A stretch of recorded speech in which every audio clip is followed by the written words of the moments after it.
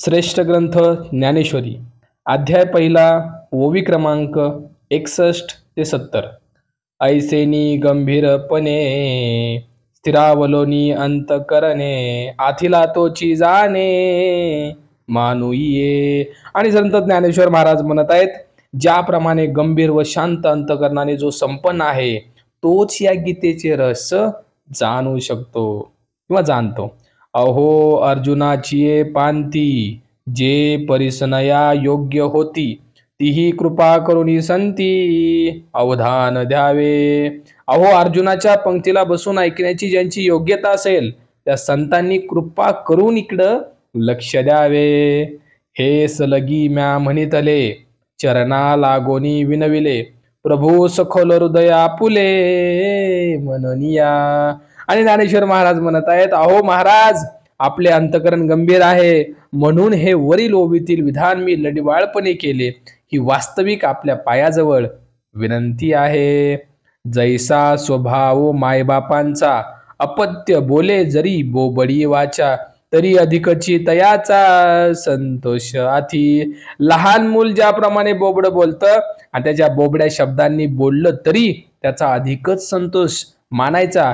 हे ज्याप्रमाणे आईबापांचा स्वभाव असतो त्याप्रमाणे ज्ञानेश्वर महाराज म्हणत आहेत, असणारी कथा तुम्ही ऐका.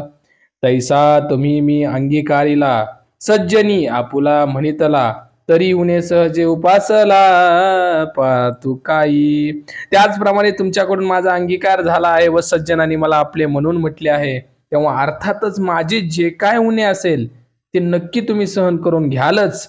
त्याबद्दल आपली प्रार्थना मी कशाला करू.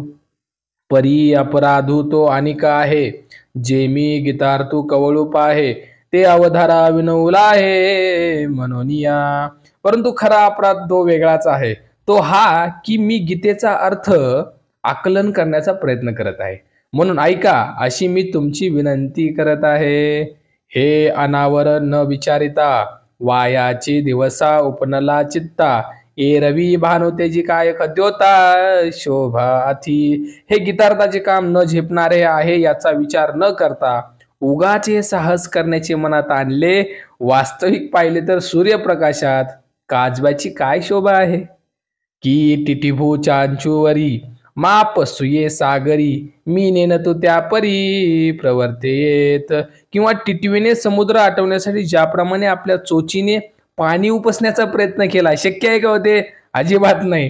त्याप्रमाणे मी अल्पज्ञ हे गीतार्थ सांगण्याच्या कामी प्रवृत्त झालो आहे.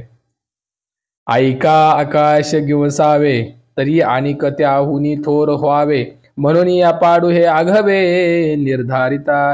हे पहा, आकाशाला कवळायचे झाल्यास आकाशाहून मोठे व्हावयास पाहिजे आणि म्हणून विचार केला असता हे गीतार्थ सांगणे माझ्या योग्यते बाहेरचे आहे असं ज्ञानेश्वर महाराज म्हणत आहेत.